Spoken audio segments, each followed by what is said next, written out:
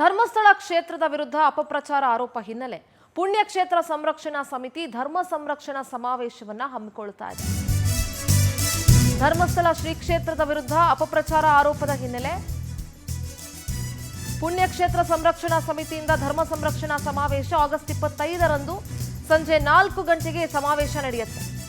ಮಲಗಿದ್ದು ಸಾಕು ಏಳೋಣ ಎಂಬ ಘೋಷವಾಕ್ಯದ ಸಮಾವೇಶದಲ್ಲಿ ರಾಜ್ಯದ ಸಾವಿರಾರು ಜನ ಸೇರೋ ಸಾಧ್ಯತೆ ಇದೆ. ಧರ್ಮಸ್ಥಳಕ್ಕೆ ಕೆಟ್ಟ ಹೆಸರು ತರಬೇಡಿ, ಅಹಿತಕರ ಘಟನೆ ನಡೆದಿಲ್ಲ, ಧರ್ಮಸ್ಥಳದೊಂದಿಗೆ ನಾವಿದ್ದೇವೆ ಅಂತ ಕೆಲ ಅರ್ಚಕರು ಆಕ್ರೋಶವನ್ನ ವ್ಯಕ್ತಪಡಿಸಿದ್ದಾರೆ. ನೋಡಿ, ಪವರ್ ಟಿವಿ ಬಹಳ ಸ್ಪಷ್ಟವಾಗಿ ಹೇಳ್ತಾ ಬಂದಿದೆ, ಇದು target Dharmasthala, target Hinduism, target Virendra Hegde ಅಂತ ಹೇಳಿ. ಅದನ್ನ ನೋಡ್ತಾ ಇದ್ವಿ. ಈಗ ನಾವು ಇಷ್ಟು ದಿನ ಟಿವಿ ಒಳಗಡೆ ಮತ್ತು ಅದೇನದು ಮೊಬೈಲ್ ಅಲ್ಲಿ ಬರ್ತಾ ಇದನ್ನ ನೋಡ್ತಾ ಇದ್ವಿ. ಏನು ಅಂತ ನಮಗೂ ಸರಿಯಾಗಿ ಗೊತ್ತಿರಲಿಲ್ಲ. ಆದ್ರೆ ಇತ್ತೀಚಿನ ದಿನಗಳಲ್ಲಿ ನೋಡ್ತಾ ಬಂದ್ರೆ ಅದೇನೋ ಅಲ್ಲೆಲ್ಲೋ ಹೆಣ ಹೂತಿದೀವಿ, ಅದ್ ಮಾಡಿದೀವಿ, ಇದು ಮಾಡಿದೀವಿ ಅಂತ ಹೇಳ್ಕೊಂಡ್ಬಂದ್ರು. ಕೊನೆಗೆ ಅದ ಚೆಕ್ ಮಾಡಕ್ ಹೋದ್ರೆ ಹೆಣಗಳು ಸಿಗ್ತಲ್ಲ, ಈಗ ನೋಡಿದ್ರೆ ಯಾವ್ದೋ ಸಿಕ್ತು ಅಂತ ಹೇಳ್ತಾರೆ, ಅದ್ ನೋಡಿದ್ರೆ ಯಾವ್ದೋ ಒಂದು ಗಂಡಿಸಿದ್ದು ಅಂತ ಹೇಳ್ತಾರೆ. ಆಮೇಲೆ ಅದೀಗೊಂದು 6 ತಿಂಗಳ ಕೆಳಗೆ ಹೂತಿದ್ದು ಅಂತ ಹೇಳ್ತಾರೆ. ಇದು ಯಾವ ಒಬ್ಬ ಹೇಳಿದ ಮಾತನ್ನ ಕೇಳಿಕೊಂಡು ಒಂದು ಕ್ಷೇತ್ರದ ಬಗ್ಗೆ ಇಷ್ಟು ಲಕ್ಷಾಂತರ ಜನ ಬರುವಂತ ಭಕ್ತಾದಿಗಳು ಬರುವಂತ ಜಾಗಕ್ಕೆ ಪ್ರಚಾರ ಮಾಡ್ಕೊಂಡು ಹೋಗ್ತಾ ಇರೋದು ಅದು ಸರಿ ಇಲ್ಲ. ಮೊದಲನೇದಾಗಿ. ಎರಡನೇದಾಗಿ, ಇದು ಆ ಕುಟುಂಬದಲ್ಲಿ ಯಾರೋ ಒಬ್ಬ ವ್ಯಕ್ತಿ ಮಾಡಿದಾನೆ ಅಂತ ಹೇಳಿ ಧರ್ಮಸ್ಥಳದ ಹೆಸರು ತರ್ತಾ ಇದಾರಲ್ಲ, ಅದು ತಪ್ಪು. ಮೊದಲನೇದಾಗಿ ಧರ್ಮಸ್ಥಳಕ್ಕೂ ಅಲ್ಲಾಗಿರೋ ಘಟನೆಗೂ ಸಂಬಂಧ ಇಲ್ಲ, ವೀರೇಂದ್ರ ಹೆಗಡೆಗೂ ಸಂಬಂಧ ಇಲ್ಲ.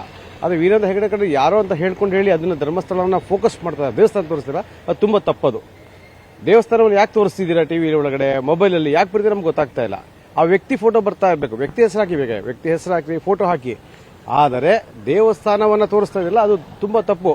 ಹಾಗಾಗಿ ನನ್ನ ಅಭಿಪ್ರಾಯ ಇದು. ಆಮೇಲೆ ದೇವಸ್ಥಾನ ನೋಡಬೇಕು ಅಂತ ಬಂದಿದ್ದಾವೆ. ಆಕ್ಚುಲಿ ಸೋಮವಾರ ರಶೆ ಇಲ್ಲ ಅಂತ ಹೋದವಾರ ಅಪಪ್ರಚಾರ ಮಾಡಿದ್ರು. ನೋಡೋಣ ಅಂತ ನಿನ್ನೆ ರಾತ್ರಿ ಬಂದು ಉಳ್ಕೊಂಡ್ವಿ. ರಾತ್ರಿ ಬಂದಲ್ಲೂ ಜನ ಇದ್ರು, ಮಳೆ ಸಿಕ್ಕಾಪಟ್ಟೆ ಬರ್ತಾ ಇದೆ, ಅದು ಸಹ ಜನ ಬರ್ತಾ ಇದಾರೆ. ಈ ದೇವ ದರ್ಶನಕ್ಕೆ ಹೋಗಿದ್ವಿ ನಾವು. 1-1.5 ಗಂಟೆ ಕಾಲ ಕ್ಯೂನಲ್ಲಿ ನಿಂತ್ಕೊಂಡಿದ್ವಿ.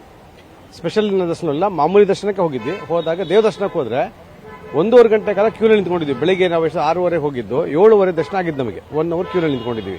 ಈಗ ಜನ ಜಾಸ್ತಿ ಆಗ್ತಾ ಇದ್ದಾರೆ, ಯಾವುದೇ ತರದಲ್ಲೂ ಜನಸಂಖ್ಯೆ ಕಮ್ಮಿ ಆಗಿಲ್ಲ.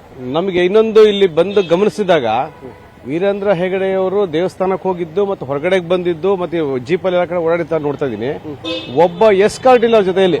ಇಂಥ ಇಡೀ ದೇಶಾದ್ಯಂತ ಪ್ರಚಾರ ಆಗಿದ್ದು ಸಹ ಅವ್ರಿಗೆ ಎಸ್ಕಾರ್ಟ್ ಕೊಡ್ಬೇಕು. ಆಕ್ಚುಲ್ ಆಗಿ ಎಸ್ಕಾರ್ಟ್ ಅವ್ರು ಕೇಳಿದಾರೋ ಅಥವಾ ಇವ್ರು ಕೊಟ್ಟಿಲ್ವೋ ಅಥವಾ ಇವ್ರು ಬೇಡ ಅಂತ ಹೇಳಿರೋ ಗೊತ್ತಿಲ್ಲ. ಆದ್ರೆ ನಿರ್ಭಿದವಾಗಿ ಏನು ಬಹಳ ಈಸಿಯಾಗಿ ಏನು ನಮ್ಗೇನು ಆಗಿ ನಮಗೋದಕ್ಕೂ ಸಂಬಂಧ ಏನೇ ಇಲ್ಲ, ನಮ್ಗೇನು ಆಗಿಲ್ಲ ಅಂತಂದ್ರೆ ಆರಾಮಾಗಿ ಓಡಾಡ್ತಾ ಇದಾರೆ. ಈ ಕಾರಲ್ಲಿ 2 ಸರಿ ಓಡಾಡಿದ್ರು, ಅಲ್ಲಿ ಬಂದು ಆರಾಮ್ ಓಡಾಡ್ತಿರೋದು. ಯಾವುದೇ ತರ ಅವ್ರಿಗೆ ಗ್ಯಾರಂಟಿ ಇಲ್ಲ, ಅವ್ರಿಗೆ ಗೊತ್ತವ್ರಿಗೆ ಯಾವುದೂ ನಡೆದಿಲ್ಲ ಅನ್ನೋದು ಅವ್ರಿಗೆ ಗ್ಯಾರಂಟಿ ಆಗಿದೆ. ಹಾಗೆ ಧೈರ್ಯ ಓಡಾಡ್ತಾ ಇದಾರೆ ಅವರು. ಈಗ ನಾವು ಇಷ್ಟು ದಿನ